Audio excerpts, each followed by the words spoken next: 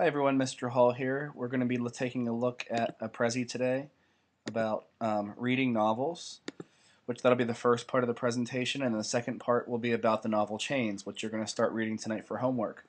Speaking of that, let's talk about your homework first. You'll be reading pages 3 to 25 and doing your first literature circle. So what you should do is the same rule that you practiced last week when we read the Pirates article.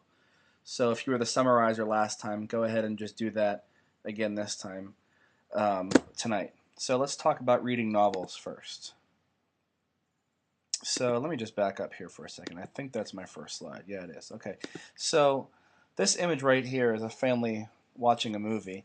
And, there are certain times when, I'm sitting at home and watching a movie as well just for enjoyment, and I'm not really thinking that much. And you might have read books like that before.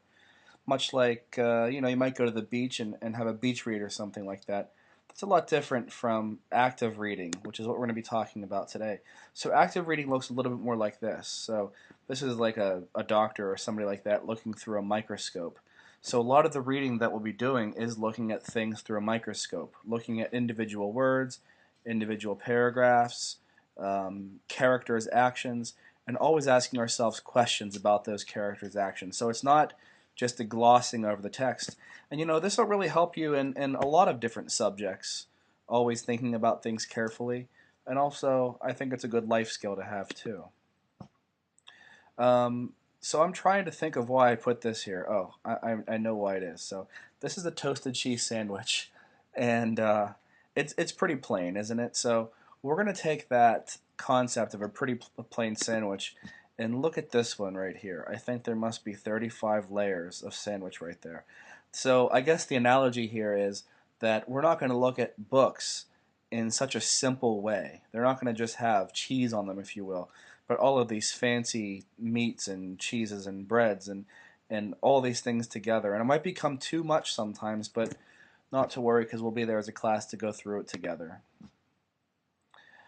So, like I said, the concept that we'll be talking about is called active reading. And like you can see, the word pretty much shows us. If we're doing something actively, it's the opposite of passive. We're not sitting back and just kind of being lazy, but we're up, we're running, we're doing a lot of things like that.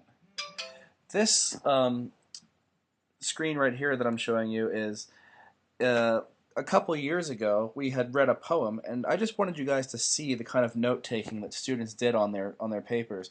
So you can see the specific person here. They have tons of notes written on the side of the paper, and I always encourage you. If you have your book bought, you can definitely write in your book as well, just like this, and we'll go over how to do that more in classes. We keep on going. But you can also use post-it notes if you have rented one from the library. So that's perfectly fine either way, but I wanted to give you an example of what it should look like. This right here is just an example of a book that I read once, and I wanted to show you that I too write in the pages and in the margins of my own reading. So it's not just you who's doing this. I'm not trying to make things miserable for you, but I really do think that there is a purpose for that. So, what do novels really say to us? That's the big question when we think about reading novels. And I think it encourages us to see the big picture, the larger picture. And that's why I have all of these light bulbs lined up right here, of course, because when we think about light bulbs, we think about ideas. So these light bulbs here all represent different ideas that you as readers can have about a specific text that we're looking at. So, if we think about the novel Chains, I think one of the really important things that we have to understand about it is the setting. And I'm not going to talk about it nearly as much as your history teachers would, but the setting is during the American Revolution, which took place from 1775 to 1783. And I think you're going over this right now in history class, but just to remind you, this was the colonists' plea to break free from Great Britain or England. And there were two groups. There was somebody called the Patriots and also the Loyalists. The Patriots, not the New England Patriots, if you want to think about it, but the Patriots were the people that wanted to break free from England. They wanted their own country, independence. And the Loyalists were more, I would say, the wealthier class, who were promised certain things by King George. We'll take a look at him in just a second. And they wanted to remain loyal to England because they had a lot to lose. if the colonists had taken over, that really threatened their power, and they didn't like that at all. We're going to see both of them in the novel. And of course, the leader of the Patriots was George Washington. We'll be seeing some of him in the book. And the president, or the king, I guess you could say, King of England, was King Richard III. And, you know, people had allegiances to him, and people had allegiances to George Washington. The population was split into three, so about a third of the people were patriots, about a third of people were loyalists, and about a third of people, I guess you could say, didn't really have an opinion on the whole thing. So the country was split, and this is really important for us to know because everyone at this time had a different opinion as to in what direction the country should go.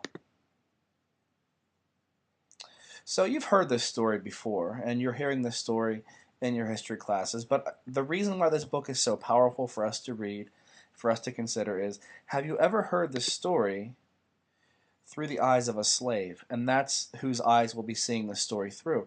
Ask yourself this question: have you ever learned history? Have you ever learned about the American Revolution through the eyes of a slave? No, it's probably someone, a general, or somebody who's writing your textbook, and it doesn't really give you the whole story. So Chains is a really important novel for us to read because we can learn what the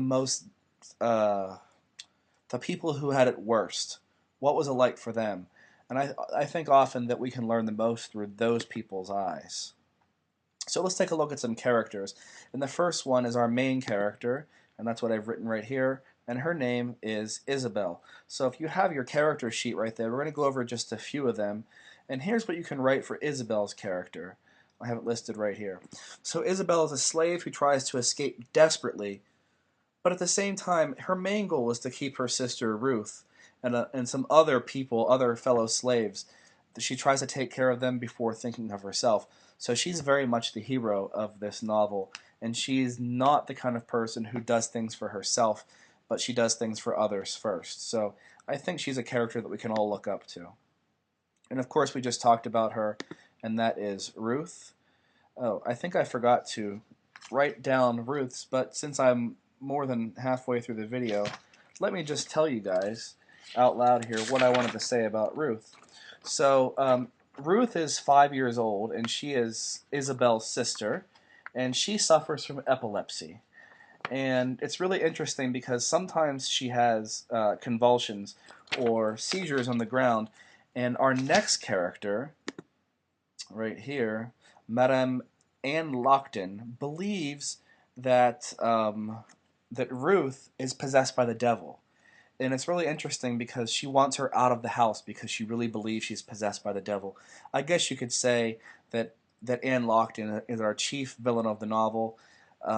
She is not a good person. She is always wanting to get Isabel and Ruth in trouble. She wants to ship Ruth off to another part of the country. She's also a loyalist. Has heavy allegiances to the king. She's always lying to other people. And I think more importantly, what she does for us as readers is she shows us how evil slavery really was. That she doesn't treat Isabel and Ruth like people, rather they're property for her. And we can say that, but when we read about these things, it becomes a lot more powerful. The next character is Corson, and he's a fellow teenage slave of Isabel's, and really Isabel's only friend throughout the whole novel. So anytime we see Isabel with Ruth, that's her sister, yeah, but the only person who's really nice to her other than that is Corson. And finally, for us to finish up with, I wanted us to think about some of these questions. These big questions about the novel that we'll be answering together in our literature circles. And very first, it's a good question to really ask about any novel, but specifically this one, because it's tough to answer, but what is the author's purpose for writing this novel? So go ahead, flip over your paper, and write down this question, because that's one that we will consistently be thinking about throughout the course of the novel, is Laurie Halsey Anderson, she spent a lot of time writing this novel. Why do you think she did it? And secondly, the novel is called Chains, and it's not a literal use of the term. Like, I know that slaves were put in chains, but it's probably about more than that. It's about the chains that were put on Isabel's and other slaves' minds at this time. Were people allowed to think for themselves? Did they have free will? And the importance of having free will. We talked about freedom a lot before, but we're going to be extending that now. Okay? So that's all for this Prezi now. Hopefully that gave you a little bit of insight into the novel, not too much, and we'll pick it up tomorrow with pages 3 through 25.